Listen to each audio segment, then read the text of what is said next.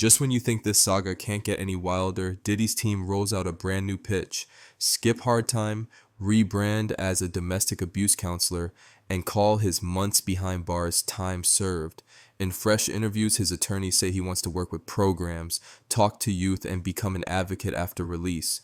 On paper, it reads like redemption. In reality, it sounds like a last-minute Hail Mary that clashes with recent headlines, repeated bail denials, and a stern note from the judge. Tonight's breakdown: why this plan is being dragged, how the legal PR blitz keeps backfiring, and what a real path forward would look like. According to new comments from his defense, Diddy will ask the court to count his pretrial lockup as time served, then pivot into advocacy work as a domestic abuse counselor. The talking points: he'll partner with community programs, speak to offenders and teens, and use his mistakes to steer others away from harm. His lawyer frames it as service-driven, future-focused, and proof of growth. The problem is timing. Judges usually want concrete rehabilitation steps already in motion: accredited coursework, supervised therapy, verified volunteer hours, not a promise of future good deeds.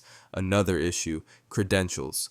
Counseling is licensed, regulated work. Courts don't swap incarceration for a plan that hasn't cleared training, oversight, or safeguards. Defense also signals an ask for time served, but multiple bail denials and a pointed judicial note make leniency a tough sell. In short, the pitch reads aspirational. Sentencing courts tend to care about documentation, not declarations. The fastest backlash came from survivors, advocates, and opposing counsel who labeled the idea insulting. Their argument: you can't credibly counsel others about harm you're still accused of perpetrating, especially so soon after widely reported incidents. One high-profile attorney tied to a civil accuser told Rolling Stone the plan trivializes the damage real victims endure. Online, the response was even harsher: you can't declare yourself reformed because you want out early. Counselors train for years, and advocacy isn't a sentencing coupon. Beyond outrage, there's substance. Professional programs require trauma-informed practice, supervision, and strict ethics. Courts rarely endorse ad hoc "I'll counsel people later" promises. The request also risks backfiring legally. By framing the case as a domestic abuse matter in public, defense hands prosecutors a narrative hook. Even his side calls it DV, net effect. Instead of humanizing the defendant, the proposal reads like sentence shopping. That's why critics call it performative rather than rehabilitative. In the span of days, multiple defense names hit podcasts and TV segments to float new angles, advocacy plans, future program work, even political overtures. PR can shape perception, but sentencing lives in filings, mitigation packets, verified treatment, and clean conduct inside. Judges watch behavior, not press tours. Each broadcast invites a simple question: if the strategy is airtight, why sell it on air instead of in court? Add context: several denied bail attempts in a recent sharp letter from the bench. Public selling points can sound like spin to a court already worried about flight risk, influence, or community harm. The smarter path would be quiet, document heavy: clinician letters, treatment logs, structured restitution, and credible service already underway.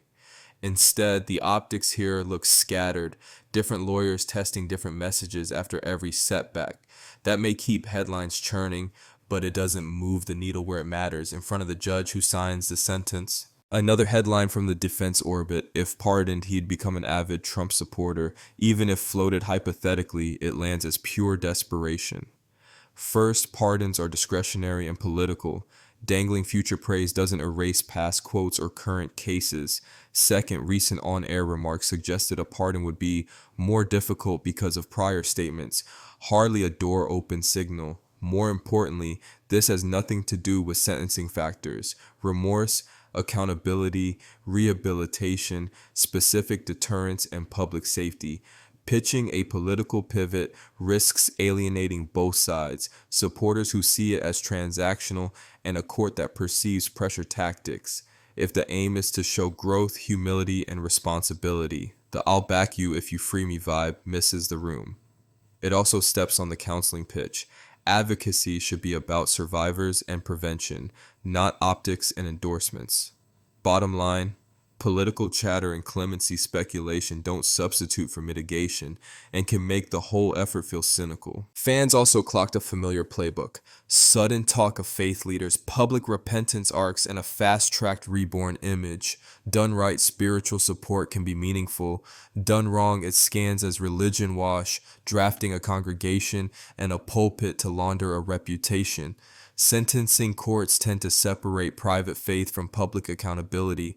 They'll ask for measurable steps, not stage-managed ceremonies. Survivor communities, too, bristle at redemption narratives that skip the middle: full acceptance of harm, validated treatment, and sustained change under supervision. If the plan is genuine, it would look like long-term counseling, as a participant, not a counselor, survivor-led education, and careful, quiet service far from cameras. The public reads sincerity over time, not in a single Sunday photo op.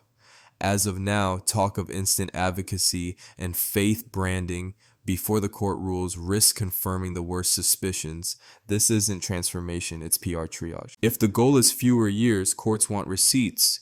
That means verified enrollment in evidence-based programs, sustained participation logged by licensed providers, psychological evaluation milestones, and a concrete relapse prevention plan. Add structured restitution and community service that's supervised, boring, and consistent, not gala stages. Letters from neutral clinicians matter far more than celebrity testimonials. So do in-custody records, disciplinary-free months, completed classes, vocational training, and any victim-offender dialogue handled strictly within ethical frameworks. A credible sentencing memo ties all of this to statutory factors, not branding. If early release is ever contemplated, re-entry must look realistic: housing, employment that isn't celebrity-centric, and ongoing treatment with court oversight. You don't talk your way into leniency, you document your way there. Right now, the public pitch sounds like a headline generator. The mitigation packet needs to read like a blueprint for safe reintegration, written by experts, not entourages. Social reaction has been brutal because the beats feel predictable. Big promises after bad news, shifting talking points after each denial, and no evidence of real change beyond interviews. The counseling claim triggered 3 quick responses: disbelief, you can't coach what you haven't resolved; anger, this minimizes survivors; and fatigue, PR again, not accountability. Add to that the steady drip of lawyer sound bites, and the audience tunes it out as noise. Meanwhile, supporters who might have stayed neutral peel off because the message keeps moving.